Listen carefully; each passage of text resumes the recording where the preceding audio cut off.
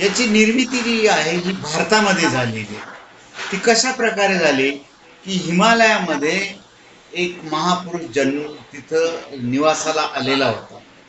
तो कुणाशीही संपर्क ठेवत नव्हता. हळूहळू लोकांना त्या मोठ्या माणसाची, महामानवाशी, त्या दिव्य माणसाशी कुठेतरी प्रकाश झोत गेला आणि त्याच्या भोवती माणसं गोळा व्हायला लागली.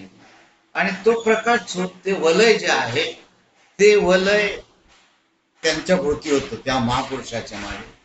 मग लोकांशी तो काहीच बोलत नव्हता, काहीच नाही. आणि मग लोक कंटाळले आणि निघून गेले. मग पुढे काय झालं, असे 7 लोक थांबले तिथं. मग मग तिथं त्यांना एक दिव्य साक्षात्कार त्या महापुरुषाने दिला, म्हणजे आपण म्हणूया भगवान शंकराने. आणि मग त्यांना साक्षात्कार देऊन त्यांच्यावर एक जबाबदारी सोपवून 7 ठिकाणी त्यांना पाठवण्यात आलं. आफ्रिकेमध्ये, ऑस्ट्रेलियामध्ये, भारतामध्ये असे 7 ठिकाणी निवडले आणि त्यांनी योगाचा प्रसार केला. हे असं योगाचा हा इतिहास आहे. पण त्यानंतर मग योगाच्या अनेक शाखा निर्माण झाला. त्याच्यामध्ये भक्तियोग, त्याच्यामध्ये कर्मयोग, त्याच्यामध्ये हठयोग, त्याच्यामध्ये अनेक अनेक प्रकारचे जेवढे योग, राजयोगालाच आपला पतंजली योग म्हणतात. यांनी स्वामी विवेकानंदांनी हे नाव, राजयोग हे नाव दिलेले आहे. मग अशा प्रकारचे कित्येक योगाचे प्रकार प्रसार निघालेले आहेत. पण मग आपण जो जो योग स्वीकारला आहे आणि त्याची कारण काय असावी बरं? योगाचे तर अनेक प्रकार आहे. कर्मयोग आहे, भक्तियोग आहे, अनेक असे अनेक नावं घेता येतील. अनेक पंथही आहेत योगाचा प्रसार करणारे अनेक संस्थाही आहेत. पण योगाला एवढं महत्व काय? त्याचं कारण असं आहे की 2500 पूर्वी की योग हा होताच. गीतेमध्ये योगाचा उल्लेख आलेला आहे. अनेक ठिकाणी योगाचा उल्लेख आहे. भगवान बुद्धांनी योगाचा प्रसार प्रचार साक्षात्कारी आहे. त्यांनी एक दिव्य साक्षात्कार घेतलेला आहे. पण योगाचं एवढं महत्व, जे आपण जो स्वीकारलेला योग आहे त्याला एवढं का महत्व आहे? कारण काय आहे? त्याची कारण तुम्हाला सांगतो की हा जो योग आहे हा शास्त्रीय आहे. उलट ओशो रजनीशांनी या जे जनक आहेत, मी सांगतोय पुढे, पतंजली मुनी यांना जगातला पहिला शास्त्रज्ञ मानलेला आहे. किंवा हा जगातला, तो एक सायंटिफिक आहे. आपण जो योग स्वीकारलेला आहे तो सायंटिफिक आहे. आणि त्याच्यामुळे ओशोने सुद्धा मान्य केलेलं आहे की पतंजली मुनी त्याचे निर्माते आहेत. निर्माते म्हणण्यापेक्षा त्यांनी जी योगसूत्र गोळा केलेली आहे त्यांना त्या ओशोंनी जगातला पहिला शास्त्रज्ञ असं म्हटलेलं आहे.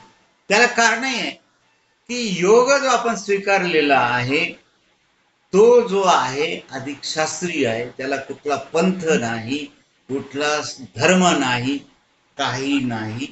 असं काही कुठल्याही असं म्हणजे यांनीच हा योग करायला पाहिजे, त्यांनीच करायला पाहिजे असं कुठलंही नाही.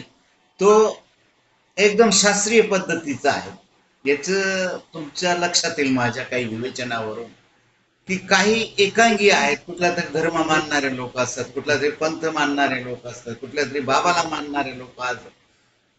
तसा प्रकार आपण जो योग स्वीकारलाय किंवा जगाने स्वीकारलेला आहे की तसा प्रकार नाही. अलीकडे जगामध्ये योगाच्या बाबतीमध्ये एक अवेअरनेस आलेला आहे. तो जवळजवळ 170 देशांनी योगाचं महत्व जाणलेलं आहे आणि योग दिन साजरा करायचं मान्य केलेले.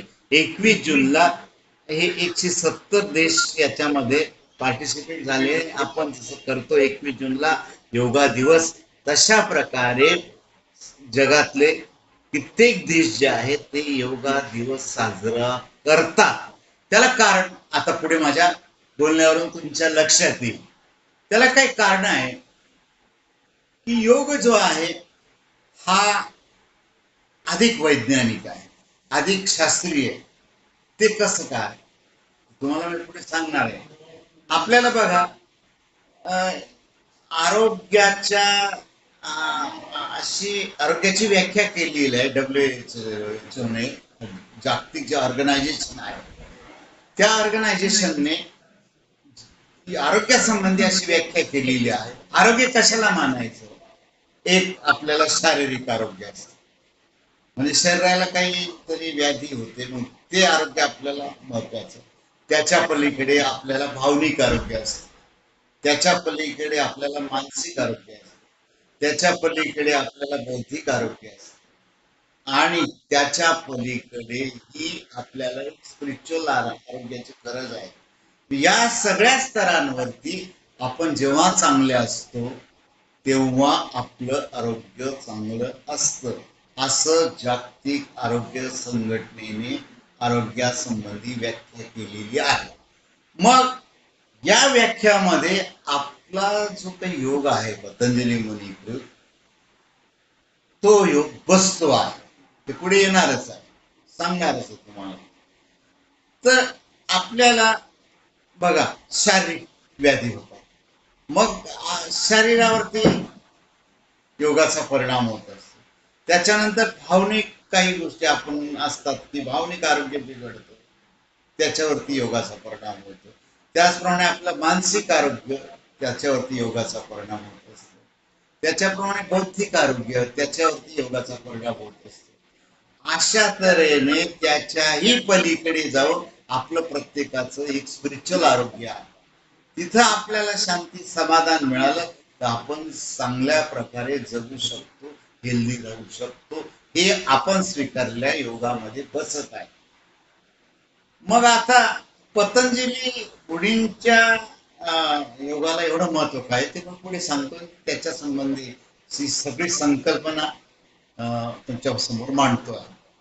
योग हा शब्द जो आहे हा युज धातूपासून, संस्कृत धातूपासून तयार झालेले. युज म्हणजे काय? टू मेक इट जॉईन, म्हणजे मिलन करणं. म्हणजे हे कोणाशी आहे, कोणाशी आपली म्हणजे अटॅचमेंट आहे, कोणाशी जुळणं आहे, हे जे आहे प्रत्येकाच्या मध्ये एक स्पिरिच्युअल आहे, एक आत्मतत्व आहे.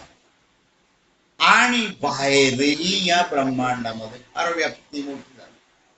बाहेरही एक परमतत्व आहे, परमात्म्याचं तत्व आहे. मग त्याच्याशी आपल्या आत्मतत्वाचे मिलन होणं म्हणजे योग आहे. म्हणजे त्या परमेश्वर परमतत्वाशी मिलन होणं म्हणजे योग आहे. म्हणजे टू मेक ए जॉईन, त्याच्याशी मिलन. मग याच्यासाठी अनेक गोष्टी आल्या, क्रियाकर्म आले, ते पण मी सांगणारच आहे. तर मग ह्या युद्ध धातूपासून हा शब्द तयार झालेला योग तयार झाला. योगाच्या अनेक व्याख्या आहे. योग हे अनुशासन आहे, योग चित्तवृत्तीचा निरोध आहे, योग अनेक अनेक प्रकारच्या योगाच्या अनेक लोकांनी केलेले आहेत, महामुनींनी केलेले आहे.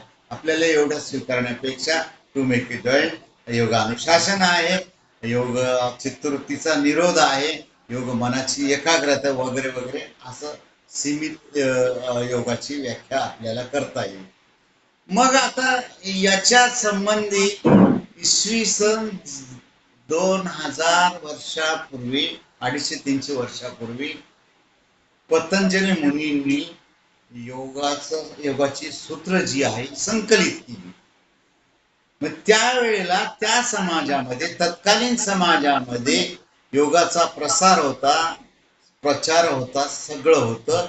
आणि मग यांनी काय केलं पतंजली मुनींनी, ती सगळी सूत्र जी आहेत ती एका याच्यात गुंफली. एक म्हणजे 4 अध्यायामध्ये ती गुंफलेली आहे. जवळजवळ 195 सूत्र जी आहेत त्यांनी मांडलेली आहे. एक एक सूत्रावर अनेक ग्रंथ लिहिणारी माणसं आहेत जगामध्ये. म्हणजे एक एक सूत्र, सूत्र म्हणजे एका याच्यात बांधणे, सुतामध्ये बांधणं. तसं त्यावेळेला संस्कृत भाषेमध्ये अगदी मोठा आशय सुद्धा एका शब्दात, एका अक्षरामध्ये बांधला जायचा. आणि मग अशी सूत्र जी 195 सूत्र 4 अध्यायामध्ये ही पतंजली मुनींनी ही केलेली आहेत. म्हणून त्यांना योगसूत्र पतंजली मुनिकृत योगसूत्र हे असं नाव मिळालेलं आहे. असं एकंदरीत पतंजली मुनींना हे योगाचं श्रेय हे जात असतं आणि तो अधिक त्याचा सखोल अभ्यास जर केला आपण तर आपल्याला तो योग जो आहे ती सूत्र जी आहे अधिक सायंटिफिक वाटायला लागतात, अधिक वैज्ञानिक वाटायला लागतात, अधिक परिणाम करणारे आहेत. मग एक थोडक्यात मी त्यांचा असे थोडक्यात आपल्याला समजण्यासाठी काही गोष्टी मांडणार आहे. मग योगाचे जे आहेत याच्यातून काही उत्क्रांत होत गेले प्रकार आहेत. मग याच्यात हिरण्य संहिता आली, याच्यामध्ये हठयोग आले आणि मग तथाकथित योग्यांनी अनेक प्रकार जे पुढे हाताळले. तर मग अशी योगा आणि आज तागायत ज्याला जे वाटलं त्या प्रकारे आसनांचंही मी या बाबतीत पुढे बोलणारच आहे. तर ज्याला जे वाटले ती त्यांनी केलेली आहे आणि म्हणून तो जो आहे प्रकार जो आहे हा योगाचा प्रकार हा माणसाच्या सगळ्याच आरोग्यावर परिणाम करत असतो. मग आता पतंजली मुनींनी जे काही योगाचे 8 अंग मांडलेले आहेत त्या 8 अंगांसंबंधी आपण बोलूया. विशेषतः चित्त निर्मळ होण्यासाठी मी एक शेर बोलतो गालिबचा, मग पुढे जातोय. उम्र भर गालिब यही भूल करता रहा, उम्र भर गालिब यही भूल करता रहा. परत रिपीट करतो. उम्र भर गालिब यही भूल करता रहा, आईना साफ करता रहा, आईना साफ करता रहा, मगर उनके चेहरे पर ही धूल थी. क्या बात है. उनके चेहरे पर ही धूल थी. म्हणजे तसं आपलं झालेलं आहे की आपण आपलं बाहेरच पाहतो बाह्य जगामध्ये, आंतरिक आपली सफाई होत नाही. मग योगामुळे आपली आंतरिक सफाई जी आहे ही सफाई होत असते. मग योगाचे 8 अंग आहेत ते आपण बघूया, एक एक अंगाचा आपण विचार करूया. त्याला अष्टांग योग म्हणतात. मग पुढे स्वामी विवेकानंदांनी राजयोग नाव दिलेलं आहे. आता एक एक अंगाचा बारकाईने शोध घेऊया, तपशिलाने शोध घेऊया, तपशिलाने आपण त्याच्या संबंधी बोलूया. पहिलं अंग जे आहे हे यम आणि नियम आहे. तुम्हाला हे यम नियम कशाला, पण ते सुद्धा माणसाच्या आरोग्यासाठी गरजेचं आहे. हे यम म्हणजे काय? अहिंसा, सत्य, अस्तेय, ब्रह्मचर्य, अपरिग्रह. प्रत्येकाची फोड करणं ते अवघड विषय करणं मी करत नाही, पण थोडक्यात सांगतो असं की हे काय आहे. आपण समाजामध्ये वागत असतो, समाजामध्ये वावरत असतो, इतरत्र जात असतो आणि मग हे जे यम नियम जे आहेत की समाजामध्ये मूल्यांसाठी नीतिमूल्य कशी असावी, समाज स्वास्थ्यासाठी माणसाने कसं वागावं, सामाजिक काही नियम असतात, काही तथ्य असतात, ते कसे पाळावे याच्यासाठी यम नियम आवश्यक आहे. म्हणून पतंजली मुनींनी हे यम नियम सांगितले. मग या यम नियमांमध्ये 5 यम आहेत आणि 5 नियम आहेत. याच्यामध्ये यमामध्ये असं एक अहिंसा, सत्य, अस्तेय, ब्रह्मचर्य, अपरिग्रह. आता हे सगळं मी तुम्हाला सांगत बसलो तर किचकट होईल, एक एक ओळीनं सांगून टाकतो. अहिंसा म्हणजे कोणाची हिंसा करू नये, म्हणजे आपण जे देतो ना समाजाला, व्यक्तीला, तेच आपल्याला रिटर्न मिळतं. ही संकल्पना त्याच्यामध्ये आहे. सत्य म्हणजे जगामध्ये समाजामध्ये वावरताना कोणतेही व्यवहार जे आहे हे सत्य बोलावं, सत्य आचरण करावं, म्हणजे त्याच्याने आपल्यालाही स्वास्थ्य मिळत असतं आणि आपल्यालाही काहीतरी एक मानसिकता एक आपली चांगली तयार. सत्य, अहिंसा, सत्य, असते असते असते म्हणजे काय, म्हणजे चोरी न करणे. समाजात वावर माणसांना कोणाचे तुम्ही चोरी करायची, वस्तू उचलायचा, याला आस्ते म्हटलं. मग सगळेच जर असे चोरी करायला लागले, आपण जर म्हणजे काही मूल्य जर आपण अशी अंगी बांधली नाही तर समाजाचं स्वास्थ्य बिघडून जाईल. समाज स्वास्थ्यासाठी यम आहे म्हणजे चोरी न करणं, अस्तेय, अपरिग्रह. अपरिग्रह व जैन लोकांमध्ये ते श्रीमंत लोक आहेत, म्हणजे कुठल्याही वस्तूचा सोस नको, मलाच पाहिजे मलाच पाहिजे, हे त्याचा संचय करणं अपरिग्रह. आणि ब्रह्मचर्य, ब्रह्मचर्याची व्याख्या वेगळीच आहे. ब्रह्मचर्य म्हणजे ब्रह्माचं आचरण करणं. हे सगळं ब्रह्मांड आहे त्याचं आचरण करणं, हा आता कालच सापेक्ष अर्थ घ्यायला लागलेला आहे. मग अशा प्रकारचे पहिल्या पायरीमध्ये हे 5 यम सांगितलेले आहेत. मग या यमानंतर नियम येतात दुसरी पायरीची पतंजली मुनींनी सांगितले. त्याच्यामध्ये कोणत्या गोष्टी? तपस, स्वाध्याय, संतोष, ईश्वर प्रणिधानता.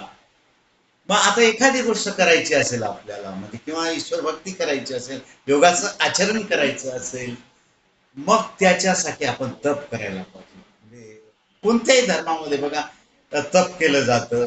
हे ईश्वर प्राप्तीसाठी म्हणा आणि स्वतःच्या स्वास्थ्यासाठी म्हणा तप केलं जातं. तपात तापणे आणि म्हणजे ईश्वराचं साक्षात्कारासाठी म्हणा किंवा ईश्वर प्राप्तीसाठी म्हणा अनेक लोकांनी तपश्चर्या केली आहे, त्याला तप म्हटलं. तसं आपण तपाचं आचरण करायला पाहिजे. तप संतोष. मग एक तुकाराम महाराजांची एक ओळ आहे किंवा इतरही म्हणतात, ठेविली अनंत तैसे चिरावे, चित्ते असू द्यावे समाधान. म्हणजे आपल्या वाट्याला जे आलेलं आहे संतोष, समाधान.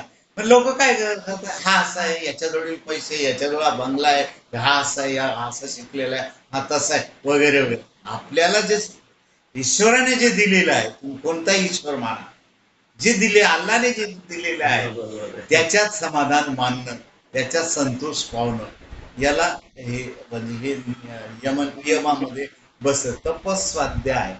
स्वाध्याय करणं म्हणजे अभ्यास करणं.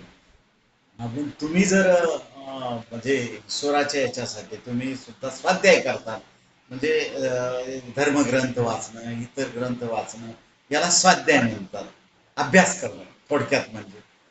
तपस्वाध्याय, संतोष, ईश्वर प्रणिधान म्हणजे ईश्वर आपली श्रद्धा असली पाहिजे. तपस, स्वाध्याय, ईश्वर प्रणिधानता ही आपल्याला असली पाहिजे, निष्ठा असली पाहिजे, ईश्वरावर श्रद्धा असली पाहिजे. याला ईश्वर प्रणिधानता असं म्हटलेलं आहे.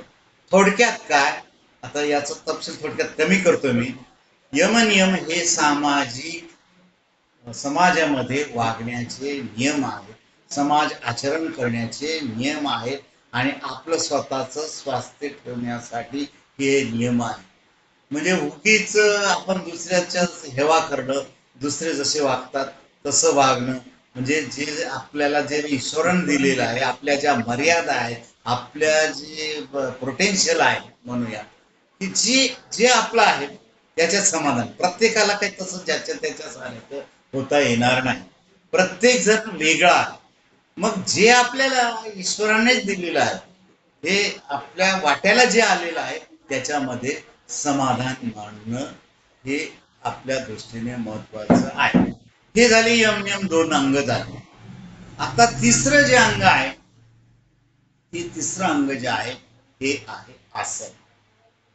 आता बऱ्याच लोकांची इथे थोडस म्हणजे गोंधळ केलेला आहे आणि बऱ्याच लोकांनी आसनाच्या बाबतीमध्ये असं करून ठेवलेलं आहे, आपण जी आसनं करतो ही पतंजली मुनींना अपेक्षित नाही.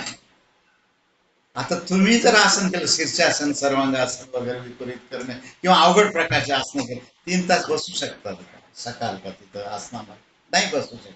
मग पतंजली मुनींना कोणती आसनं अपेक्षित आहे?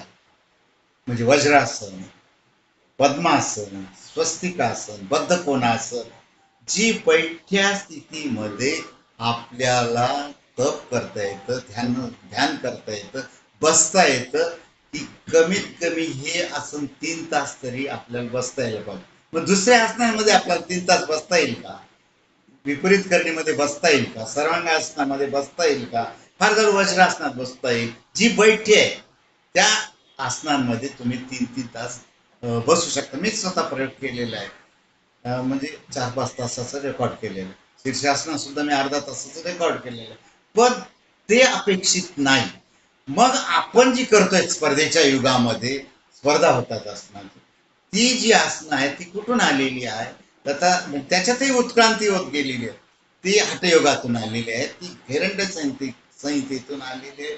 ती जी आसनं आहे त्यांचे उत्क्रांत होत गेली. ज्याला त्याला जे वाटतं त्या प्रकारची त्यांनी आसनं केलेल्या आहेत तशा प्रकारची आसनं करतात. अवघड अवघड प्रकारे आपण सर्कस जसे पाहतो तसे आसनं करतात. म्हणजे ती आसनं ही पतंजली मुनींना अपेक्षित नाही. मग पतंजली मुनींनी कोणती व्याख्या केली आहे? स्थिर सुखम आसन. म्हणजे जिथं स्थिरता आहे, सुखकारक आहे, त्याला आपण आसन म्हणायचं. मग तुम्ही इतर जे आसन आहे, वृश्चिक आसन आहे, त्याच्यामध्ये आपल्या स्थिरता येईल का? त्याच्यामध्ये इतर जी आसनं आहे, म्हणजे धनुरासन आहे, भुजंगासन आहे, ही जी आसनं आहे अवघड प्रकारची, बकासन आहे, याच्यामध्ये आपल्याला स्थैर्य मिळणार नाही. त्याच्यामध्ये 3 तास राहता येणार नाही. म्हणून पतंजली मुनींना जी अपेक्षित आहे ती बैठ्या स्वरूपाची, जिथं बसता येईल आपल्याला. वज्रासनामध्ये बसता येऊ शकतं, स्वस्तिकासनामध्ये बसता येऊ शकतं, बद्ध कोणासामध्येही बसता येऊ शकतं, सुखकारक स्वस्तिकासनामध्ये बसता येऊ शकतं. ही पतंजली मुनींना तिसऱ्या पायरीमध्ये ही असणं अपेक्षित आहे.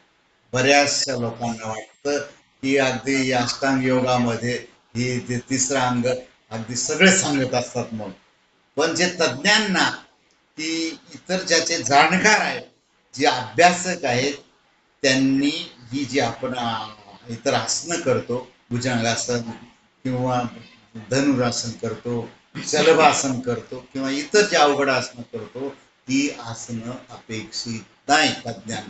ठीक आहे, आपल्या स्पर्धेसाठी ती करणे आवश्यकच आहे ना, ती करणंही आवश्यकच आहे आपल्या आरोग्यासाठी. त्याच्यामुळे मी सांगतो आसन आणि व्यायाम याच्या पुढे काय फरक आहे हे मी एक मुद्दा पुढे मांडणार आहे. ती आवश्यकच आहे करायला. याचा अर्थ आपण करू नये असं नाही. ती सुद्धा आपले शरीर स्वास्थ्य देतात, नस नाड्या ताणल्या जातात. त्याचाही फायदा, त्याचा संबंध एक स्वतंत्र विवेचन मी बोलणार आहे हा 8 अंगाचा मुद्दा झाल्यानंतर.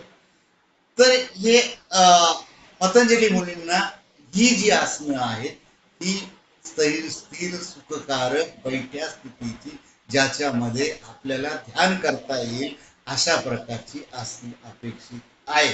हे ध्यानात घ्या. हे तिसरं अंग घ्या. आणि मग प्राणायाम. प्राणायाम मध्ये अनेक प्रकार आहेत, पण प्राणायाम म्हणजे काय हो? की श्वसनाचा आयाम करणे. म्हणजे असं की बाह्य एक प्राणशक्ती आहे, त्याला एक परमशक्ती आहे, त्या परमशक्तीला आत घेणं म्हणजे श्वासाला घेऊन प्राणवायूला घेऊन त्याला आत घेणं. आत घेणं, त्याच्यामुळे पुढचे ध्यान वगैरे चांगलं लागतं, पुढचे अंग करता येतात चांगल्या पद्धतीने. याच्यासाठी प्राणायाम आहे. मग प्राणायामची आवश्यकता काय आहे? प्राणायामची आवश्यकता काय?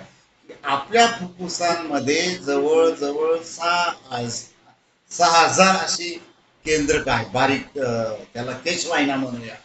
आणि मग तिथून प्राणवायू जे प्राणशक्ती जी आहे, ती प्राणशक्ती ही ही फुफ्फुसांमधून जाऊन हृदयात जाते आणि आपलं रक्ताभिसरण होतं. प्राणायाम म्हणजे प्राणाचा आयाम करणं, श्वासाची लांबी वाढवणं, श्वासाची म्हणजे घेण्याची लांबी वाढवणं आणि सोडण्याची वाढवणं, हे प्राणायाम मध्ये अपेक्षित आहे. म्हणजे आपल्या शरीर आरोग्यावर हे अधिक सायंटिफिक वाटतं, की आपल्या शरीर आरोग्यावरती. म्हणजे एवढंच काय, प्राणायाम करणाऱ्या माणसाच्या चेहऱ्यावर सतेजता असते, म्हणजे चैतन्य असतं, की त्याचं ऑक्सिडेशनचं प्रमाण जे आहे हे वाढतं. म्हणजे तुम्ही काहीच श्वास काही केलं नाही, श्वासोश्वास केलं नाही, इतर आसनं केले नाही, तर तो माणूस असा आळशी बधीर झालेला सारखा वाटेल. पण जो योगाचा माणूस आहे, जो प्राणायाम करतो आहे, त्याच्या चेहऱ्यावरची चैतन्य आहे, त्याचं सगळं जे कृती जी आहे, त्याचे कृती सुद्धा नीट होत असते. थोडक्यात काय, की प्राणायामाने आपल्या शरीर आरोग्यावर, नस नाड्यांवरती, रक्ताभिसरणावरती, ऑक्सिडेशन वरती परिणाम होत असतो. आता एरवी मी म्हटलं 6,000 आपले चित्र आहेत, केशवाहिन्या आहेत, त्याच्यातून प्राणशक्ती जात असते शरीराकडे, शेवटच्या पेशीकडे जात असते, हे तुम्हाला माहिती आहे. मग एरवी आपण, आता मी बसलोय, तुम्ही बसलेत वगैरे वगैरे, किती वापर करतो? फक्त 2000 2000 केशवाहिन्यांचा वापर, छिद्रांचा म्हणून तेवढेच जातात. एरवी आपण जाणीवपूर्वक श्वास घेत नाही आणि मग त्या केशवाहिन्यांमार्फत प्राणशक्ती पुढे जात नाही. हे विज्ञान लक्षात आलं असेल. म्हणजे किती आपल्या आरोग्यासाठी प्राणायाम अंग जे आहे हे महत्वाचं आहे. म्हणजे आपली कार्यक्षमता वाढते या ठिकाणी. आपला म्हणजे ध्यानामध्ये सुद्धा हा प्रकार नुसतं श्वासाकडे जरी लक्ष दिलं ना तरी सुद्धा आपलं ध्यान चांगलं लागू शकतं. पुढे मी बोलणार आहे ध्यानासाठी. तर असा परिणाम जो आहे हा परिणाम प्राणायामने शरीरावरती होत असतो, प्राणशक्तीवरती होत असतो, केशवाहिन्यांवरती होत असतो, पेशींवरती होत असतो, चेतनेवरती होत असतो. आपली मज्जासंस्था जी आहे ती तर खूप महत्वाची आहे. त्याच्यामुळे बोलता बोलता मी बोलून जाणार आहे. तिथं सुषुम्ना नाडी वगैरे ज्या सूर्यनाडी, चंद्रनाडी हा वेगळा भाग आहे, पुढे येईल संपल्यानंतर. तर हे जे आहे या प्राणशक्तीचं चैतन्य कार्यक्षमताही आपली वाढते. आपण ज्या क्षेत्रात काम करतो, तुम्ही विद्यार्थी असाल किंवा काही व्यवसाय करत असाल, त्या व्यवसायामध्ये सुद्धा एक चांगलं काम करू शकतो आपण, उत्साहवर्धक काम शकतो, शक्ती आपली वाढू शकते. म्हणजे चैतन्य शरीरामध्ये येतं. हे प्राणायामाने फायदेशीर आहे. आता प्राणायामाचे अनेक प्रकार आहेत. अनुलोम विलोम आहे, साधं डीप ब्रिदिंग करणं, खोल श्वास घेणं, खोल सोडणं, अनुलोम विलोम करणं, नाडीशोधन प्राणायाम करणं. हे जरी केलं आपण सर्वसामान्य साधकाने, पुढे मग शीतली आहे, शितकाई आहे, वसरिका आहे वगैरे वगैरे असे प्राणायामाचे 8 प्रकार आहे. पण सर्वसामान्य माणसाला आरोग्यासाठी डीप ब्रिदिंग करणं, नाडीशोधन प्राणायाम करणं, अनुलोम विलोम करणं, म्हणजे खोल श्वास घेणं, खोल श्वास सोडणं, हे तिथं अपेक्षित आहे अनुलोम विलोम. तर असं एकंदरीत प्राणायामची संकल्पना आहे आणि प्राणायामचे काही प्रकार आहेत. आणि मग प्राणायाम किती योगशास्त्रामध्ये महत्वाचं आहे, किती आपल्या शरीरावरती, मनावरती किती चांगल्या प्रकारे परिणाम जो आहे हा परिणाम प्राणायामाने होऊ शकतो. हे झालं चौथा. आता बरोबर घेतोय मी, कंटाळे का? ओके, नमस्कार. तर प्रत्याहार आहे चौथं. यम नियम आसन प्राणायाम प्रत्याहार. आलं रे? यम नियम आसन प्राणायाम 4 अंग पाहिजे आपण. आलं का लक्षात? यम नियम आसन प्राणायाम 4 अंग पाहिजे. आता आता आणखी एक, म्हणजे तुम्हाला वाटतं किती हा बाबा किती त्रास देतो. बरं, सॉरी. काय आवश्यकच आहे ते, ज्यांना समजत असेल त्यांना नक्कीच ते अपील होत असेल. तर इथे एक मुद्दा असा म्हणजे एक शेर म्हणतो मी. मग इथं माणूस बघा कसा हात डोकावतो प्राणायाम पासून तर प्रत्याहार पुढच्या अंगांमध्ये. पुढचे 3 अंग जे आहेत ते अंतरंग आहेत आणि 5 अंग जे हे बाह्यरंग आहेत. तर इथं एक मला एक शेर खूप आवडलेला आहे. ना मैं मंदिर गया, ना मैं मंदिर गया, ना मैं मस्जिद गया, ना मैं मस्जिद गया, मैं भीतर गया, मैं भीतर गया, मैं भीतर गया, मैं भीतर गया. एकदम. येऊया आपण मुद्द्यावर, पण ते आवश्यक आहे. म्हणजे काही अप्रस्तुत असा मुद्दा नाही येतो मी जे बोललो ते. तर प्रत्याहार हा भाग आहे, 5वा भाग. यम नियम आसन प्राणायाम प्रत्याहार. मग प्रत्याहार काही आपण नेहमी आपल्या इंद्रियांना म्हणजे सगळ्याच नाक कान काय जे असते जीभ वगैरे वगैरे सगळ्यांना एक बाहेरची लालसा असते, बाह्य आपली ओढ असते. हे पाहिजे मला, ते पाहिजे, अशी चव पाहिजे, तशी चव पाहिजे, असं जीवन पाहिजे, तसं जीवन पाहिजे. हे इंद्रिय जे आहे हे बाह्य गोष्टीशी जास्त फिदा होतात, जास्त आकर्षित होतात, जास्त कॉन्सन्ट्रेट करतात बाह्य गोष्टींशी. तर मग हे इंद्रिय असे बाह्य असतात, बाह्य गोष्टीला महत्व आपणही. तर ते अंतरंगामध्ये वळवणं, अंतरंगामध्ये घेणं त्याला प्रत्याहार म्हणतात. प्रत्याहार. म्हणजे हार, बाहेरच्या गोष्टींची हार करायची आणि आपल्याला मध्ये आत घ्यायचं आहे. म्हणजे इंद्रिय बाह्य सुखाशी बाहेर जर जात असतील तर ती आत वळवणं त्याला प्रत्याहार म्हणतात. आता पुढे जाऊ. प्रत्याहार. धारणा. धारणा म्हणजे काय हो? आपण म्हणजे आपण बघ, काही माणसांची वैचारिक धारणा असते, इतरही धारणा असते. प्रत्येकाचं एक धारणा असते. ती बघा, ते कसं समजण्यासाठी मी बोलतोय. धारणा कसं, काहींचे असे विचार जे आहेत ना, एखाद्या पक्षासंबंधी, एखाद्या घटनेसंबंधी किंवा स्वभाव, आपल्या माणसं, त्या त्यांच्या धारणा बनलेल्या असतात. धारणा बनलेल्या असतात की हे जग हे, मी जे माझे जे विचार आहेत हेच खरे आहे, असं प्रत्येकाला वाटत असतं. प्रत्येक जण जरी खोटं जरी असेल व्यवहाराच्या दृष्टीने, ते खरंच नाहीये. आणि स्पिरिच्युअलच्या दृष्टीने ते माणसं जे आहेत त्यांच्या धारणा ज्या आहेत ना, त्या चुकीच्या असतात, खोट्या असतात. आणि मग त्या धारणेने आपला स्वभाव बनतो. आणि मग माझंच खरंय, माझंच खरंय. प्रत्येक जण कोणाचंच खरं नसतं. मग धारणा म्हणजे काय हो?